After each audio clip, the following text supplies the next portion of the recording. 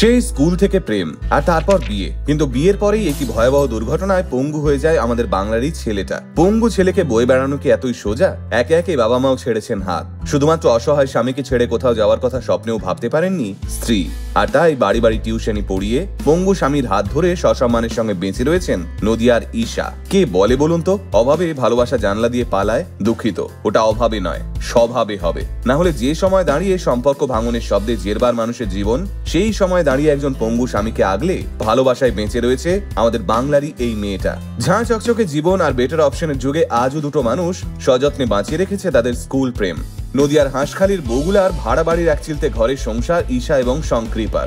যদিও নুন আনতে পান্তা ফোড়নোর সংসারে নুন এবং পান্তা দুটোই জোগাড় করেন তারা দুজনেই। কারোর থেকে একটা টাকাও সাহায্য নেওয়া তো দূরের কথা, উল্টে পঙ্গু শরীর নিয়েই ছোট ব্যাটারি চালিত গাড়ি নিয়ে পাড়ায় পাড়ায় ঘুরে ডেলিভারির কাজ করেন সংকৃপা বসু। স্কুল প্রেম অনেক মানুষের কাছে জীবনের প্রথম বসন্ত এই স্কুল প্রেম। যদিও এই স্কুল প্রেম থেকে বিয়ের মণ্ডপ অবধি পৌঁছানোর জার্নিটা খুব একটা সহজ বিষয় নয়, কিন্তু যারা সৌভাগ্যক্রমে সেই যুদ্ধ জিতেছেন তারা জানেন এই যুদ্ধ জয়ের মাদকতা। ঈশা এবং সংকৃপার প্রেমটাও ঠিক সেভাবেই শুরু হয়েছিল। ক্লাস ঘরে প্রেম, তারপর স্কুলের গন্ডি পেরিয়ে দুজনেই একসঙ্গে কলেজে পা। প্রতিদিন 100 বার ব্রেকআপ, প্যাচ আপ, ঝগড়াঝাঁটি, মনোমালিন্য, সবটা পেরিয়ে ওদের প্রেমটা তবুও টিকে গেছিল।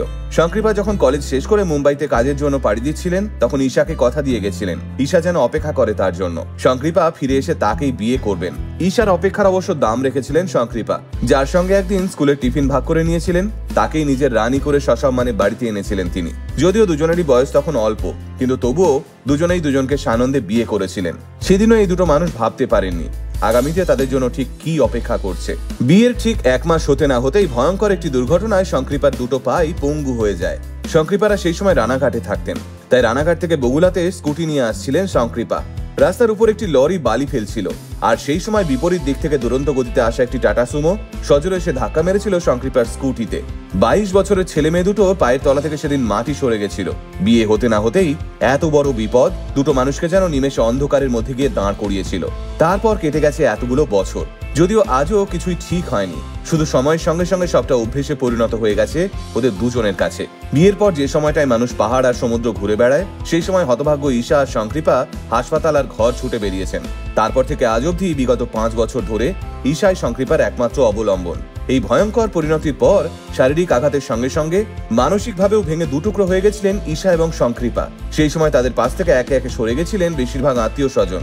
পঙ্গু ছেলে যদি চিকিৎসার জন্য টাকা চেয়ে বসে, তাই আগেভাগেই যোগাযোগ বন্ধ করে দিয়েছিলেন বেশিরভাগ মানুষই। সেই সময় পাড়া প্রতিবেশী থেকে শুরু করে আত্মীয় পরিজন সকলেই ভেবেছিলেন ঈশাও আর কতদিন পঙ্গু স্বামীকে ফেলে এবার সে অন্য একটা বর খুঁজবে।